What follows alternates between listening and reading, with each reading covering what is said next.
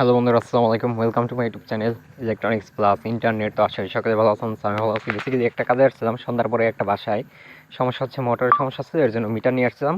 তো মোটরের ক্যাপাসিটারটা লাগাইতে হয়েছে, তো লাগানোর পরে চাটা খাইতেছি। এখন চা খাওয়ার পরে একটা বিষয় দেখলাম যে বর্তমানে ওনাদের বাসায় একটা আপনার ল্যাম্প, আমাদের বরিশালের বাসায় যেটা বলে ল্যাম্প বলে, ল্যাম্প হিসাবে চিনি সেই ল্যাম্পটা, মানে কাঁসার একটা ল্যাম্প। আগের যে পিতলগুলো ছিল সেই পিতলের একটা ল্যাম্প। তো এটা দেখে আর কি একটু হাতে নিলাম, ভালো লাগলো। বর্তমানে যে বিশ্বের অবস্থা, তেলের যে অবস্থা, এখন মনে করেন যে কারেন্ট টারেন্ট থাকে না। এখন আমার মনে হচ্ছে এই ল্যাম্প ছাড়া আমাদের আগামীতে আর কোনো গতি নাই। যুদ্ধের কারণে এমনিতেই তেল সরবরাহ ভালো মতো পাইতেছে না, তারপর হচ্ছে তেলের দাম বেশি, তার পাশাপাশি সব কিছুর দাম বেশি। এখন আমরা কি করবো বলেন?